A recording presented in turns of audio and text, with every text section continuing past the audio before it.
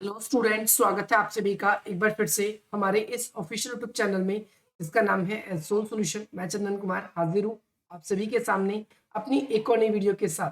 So guys, आज की इस नई वीडियो में हम डिस्कस करेंगे उन सभी स्टूडेंट्स के लिए जो बीए प्रोग्राम कोर्स के हैं, चाहे वो सूल के स्टूडेंट्स हैं, चाहे वो एनसी वेब के स्टूडेंट्स हैं, या फिर वे सभी स्टूडेंट्स दिल्ली यूनिवर्सिटी के किसी भी रेगुलर कॉलेज के हैं और वे अपने एग्जाम्स की तैयारी कर रहे हैं। तो आज की नई वीडियो उन सभी के लिए इंपॉर्टेंट है।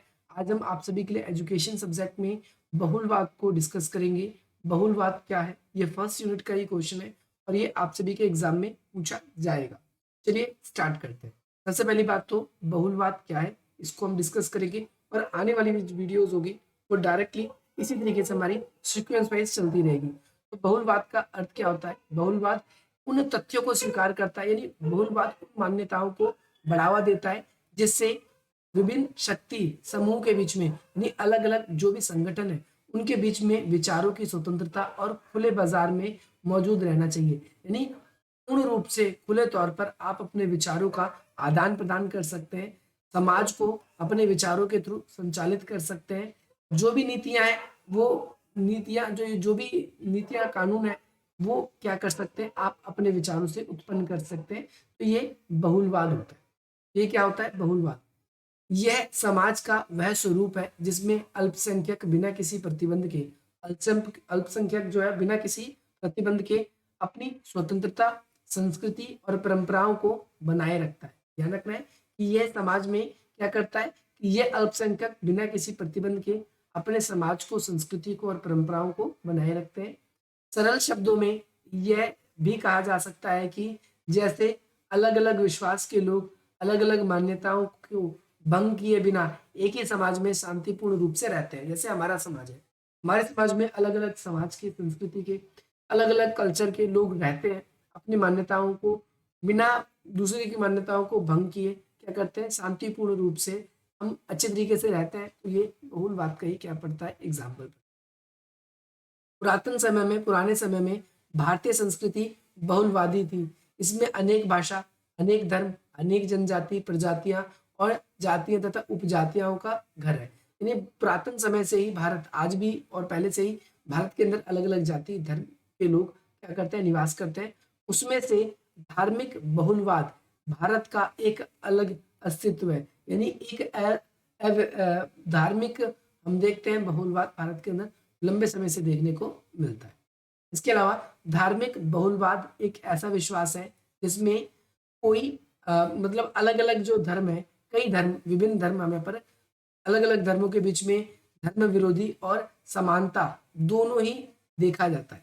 कई बारी हम देखते हैं कि जहाँ पर बहुलवाद होता है, जहाँ पर तो वहां पर हम कई बारी लोगों के बीच में विचार मतभेद भी होते हैं और विचार मतभेद के कारण कई बारी उनके बीच में संघर्ष भी हो सकता है। क्योंकि आप सभी को ध्यान रखना है, क्योंकि धार्मिक बहुलवाद ज्यादातर धार्मिक परंपराओं पर ही निर्भर करती है या आधारित होती है, आप ये भी कह सकते हो। इसके साथ साथ विभिन्न प्रकार की जो परंपरा है उनके बीच में अल्पसंख्यक के जो मुद्दे हैं वो दल सिद्धांतों के आधार पर सम्मान का पालन की अनुमति देती है। यानी इसका मतलब यह है कि अलग अलग समाज के जो लोग हैं उसमें कुछ ना कुछ तो ऐसे होंगे, कुछ अल्पसंख्यक होंगे। बहुसंख्यक का मतलब जो ज्यादा संख्या में, अल्पसंख्यक का मतलब जो कम संख्या में। तो जो कम संख्या में होते हैं उनकी बातों को कोई या तो सिद्धांतों के जरिए या फिर किसी पॉलिटिकल पार्टी के जरिए इनके द्वारा सामने रखा जाता है। ये आप सभी को ध्यान रखना है। यह एक ऐसी प्रवृत्ति है जो क्या है, सारहीन मतभेदों पर केंद्रित करने को अस्वीकार करती है। सारहीन मतभेदों को क्या करती है, अस्वीकार करती है। अब यहाँ पर एक इंपॉर्टेंट कॉन्सेप्ट आप सभी के लिए यह है कि प्रतिबंध और सीमाओं के भीतर अच्छी तरह से हम देखते हैं कई बार कि अलग अलग समाज में जो अलग अलग प्रकार के लोग रहते हैं तो वहां पर उनपे कुछ प्रतिबंध भी लगाए जाते हैं और प्रतिबंध के अंदर जो जो बहुलवाद है वो कई बार हमें अच्छी तरीके से देखने को क्या मिलता है। धार्मिक बहुलवाद का अस्तित्व जो है वो धर्म की स्वतंत्रता पर निर्भर करता है। जिस देश में ज्यादा धर्म को स्वतंत्रता मिलती है वहां पर धार्मिक बहुलवाद अधिक पाया जाता है। जहां पर धर्म की अत्यधिक स्वतंत्रता नहीं मिलती वहां पर धार्मिक बहुलवाद नहीं पाया जाता।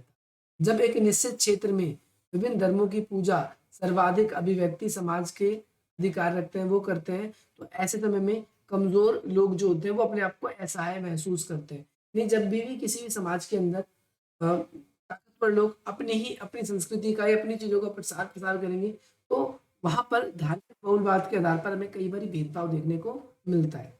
धर्म की स्वतंत्रता सभी को है, परंतु कई बार जो कमजोर लोग होते हैं वो अपने धर्म विशेष को अच्छी तरीके से पालन नहीं कर पाते, और उन्हें कई बारी उन्हें क्या कर दिया जाता है, वंचित भी कर दिया जाता है। हम ये देखते हैं, जैसे कि कई बारी भारत जैसे देश में भी देखने को मिलता है, कई अलग अलग धर्म के लोग आरोप लगाते हैं। तो आप सभी को ध्यान रखना है, धर्म की स्वतंत्रता साम्यवादी देशों में नहीं होती, ये ध्यान रखना है। साम्यवादी देशों में धर्म की स्वतंत्रता नहीं होती है ना, वहाँ राज्य धार्मिक विश्वासों को सार्वजनिक मामलों से अलग रखता है। यानी जो भी सभी पब्लिक के लिए ऑर्डर्स होंगे, फैसले होंगे, उस पर किसी भी समय ध्यान रखना है, साम्यवादी सरकार जो है उसका इंटरफेरेंस नहीं होगा। सरकार और धर्म दोनों को अलग रखा गया है यहाँ पर। व्यक्तिगत धर्म जो है वो माना जाता है।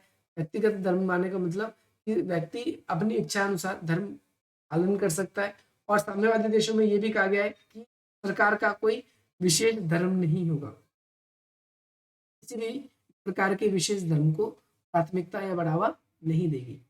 बहुलवाद को अगर प्रत्यक्ष रूप से नियंत्रित नहीं कर पाते तो हम उस पर क्या कर देते हैं, पूरी तरीके से प्रतिबंधित ही करते हैं। बहुलवाद यानी अलग अलग तरह की संस्कृति, सभी को अगर हम आज़ादी की या सभी के लिए हम एक जैसी व्यवस्था नहीं कर पाते तो हम उस पर्टिकुलर व्यवस्था को सभी के लिए ही बंद कर देते हैं। पश्चिमी धारणा में धर्मनिरपेक्ष राज्य को जो है एक पृथक, यानी धर्मनिरपेक्षता, धर्म को और सरकार को दोनों को अलग अलग रखा जाता है। धर्म को और सरकार को क्या किया जाता है, अलग रखा जाता है। अमेरिका में भी ऐसा है। धर्मनिरपेक्ष राज्य में धर्म जो है वो कभी भी क्या नहीं करता, सरकार के मामले में नहीं बोलता, सरकार कभी धर्म के मामले में नहीं बोलता। इनकी जो कार्य पद्धति है वो अलग अलग प्रकार से बनाई गई है। वहीं भारत में धर्मनिरपेक्षता है, और भारत के अंदर डायरेक्टली ये बात बताई गई है कि भारत एक बहुलवादी समाज है। यहाँ पर जो लोग हैं वो अलग अलग धर्मों में, अलग अलग जातियों में विश्वास रखते हैं। सभी की अलग अलग जो है परंपराएं हैं। गांधी जी ने अपने जो स्वतंत्रता संग्राम था उसके अंदर भी धर्मनिरपेक्षता का ही आचरण अपनाया था, और ये कह सकते हो कि सभी धर्मों को, सभी जाति के लोगों को और सभी प्रकार के लोगों को उसके अंदर अपनी भूमिका या प्राथमिकता निभाने का अवसर दिया था। सो गाइस, यही था आप सभी के लिए बहुलवाद। ध्यान रखना है, बहुलवाद के अंतर्गत अलग अलग समाज के अंदर अलग अलग जाति, धर्म, संप्रदाय या अलग अलग टुकड़ियों में जो लोग रहते हैं उन सभी को भी अपने विचार एक्सप्रेस करने का, अपनी बातों को रखने का जो अधिकार है, अगर ऐसा मिलता है तो ये बहुलवाद का एक मुख्य उदाहरण है। आई होप आपको ये क्लियर हो गया होगा। क्वेश्चन नंबर सेकंड है। क्वेश्चन नंबर क्या है, सेकंड है। अब क्वेश्चन नंबर सेकंड के अंदर अब हम इसको अगली वीडियो में डिस्कस करेंगे। अगर आप लोगों को ये वीडियो पसंद आई, क्योंकि अभी हमने सिर्फ बहुलवाद के बारे में ही बात करी है, और आने वाले टाइम पे हम और भी वीडियोस आप सभी के लिए अलग अलग टॉपिक्स की लेकर आएंगे, क्योंकि क्वेश्चन सिर्फ बहुलवाद पे ही नहीं बनेगा, और भी चीज़ें उसके अंदर जोड़ी जाएंगी। अगर आप लोगों को ये क्वेश्चन क्लियर होगा तो आप और भी क्वेश्चन अटेंड कर पाओगे। तो गाइस, अगर आप लोगों को ये वीडियो पसंद आई तो आप इस वीडियो को लाइक कर सकते हैं, अधिक से अधिक लोगों तक शेयर कर सकते हैं, हमारे चैनल को सब्सक्राइब कर सकते हैं, ताकि मिलते हैं हम आप सभी से अपनी अगली वीडियो में। जय हिंद, जय